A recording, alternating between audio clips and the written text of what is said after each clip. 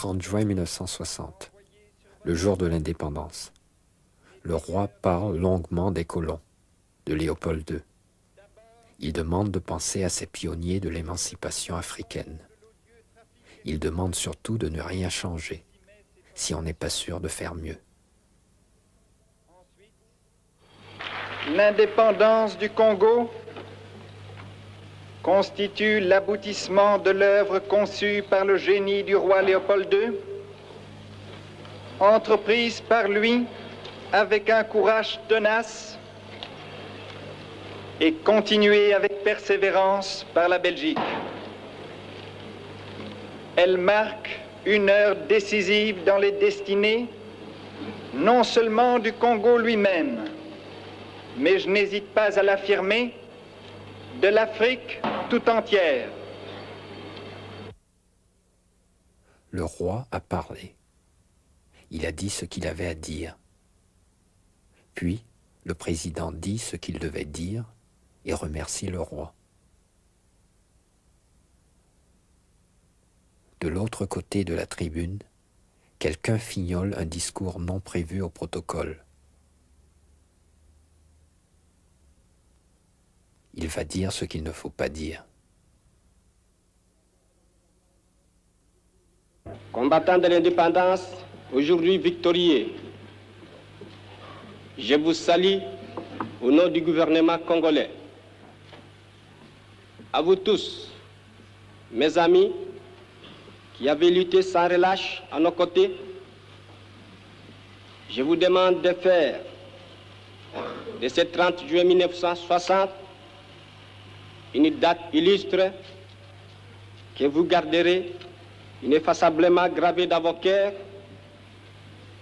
une date dont vous enseignerez avec fierté la signification à vos enfants, pour que ceux-ci, à leur tour, fassent connaître à leurs fils et à leurs petits-fils l'histoire glorieuse de notre lutte pour la liberté.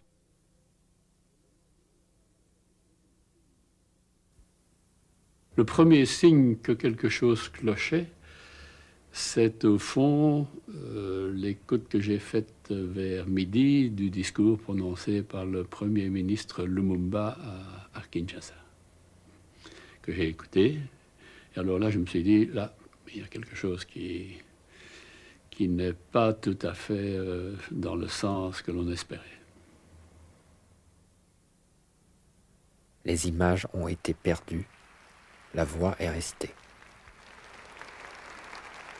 Nous avons connu les ironies, les insultes, les coups que nous devions subir matin, midi et soir, parce que nous étions des nègres.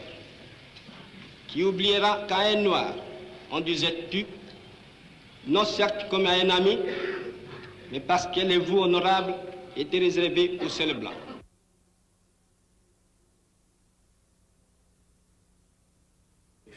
Alors, je crois que je peux même affirmer que le roi était d'assez mauvaise humeur après le discours et qu'il a voulu quitter immédiatement et rentrer en Belgique et que, bon, c'est se rendant à la raison d'État qu'il est resté et qu'il a assisté au repas qui était prévu et où Lumumba d'ailleurs a fait un discours beaucoup plus aimable à l'égard de la Belgique, mais je crois que le mal était fait.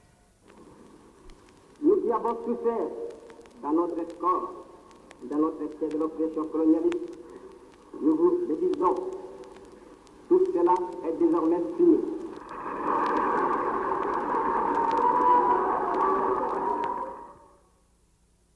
Pour moi, c'est un super excité qui n'est pas capable de faire une échelle de valeur entre ce qui est important, ce qui est moins et ce qui n'est pas du tout. Juliana Lumumba, fille de Patrice Lumumba.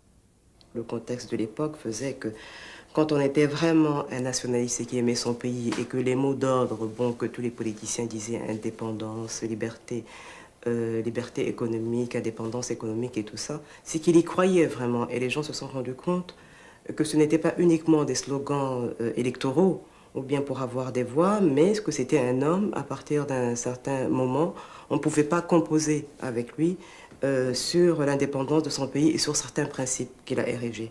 Et je pense que c'est pour cela qu'on a vu toute cette coalition, parce qu'il n'y avait pas que la presse, il y avait aussi l'Église, qui a été aussi très pugnace et très dure vis-à-vis de Patrice Lumumba aussi. Et même pour d'autres politiciens qui avaient aussi lancé les mêmes mots d'ordre, qui avaient dit aussi les mêmes choses, mais ils n'ont pas été attaqués de la même façon. On vous lâche au volant d'un bolide roulant à 200 km à l'heure, en sachant que vous n'avez jamais conduit de votre vie. On vous dit, allez-y, c'est votre tour. Dur apprentissage,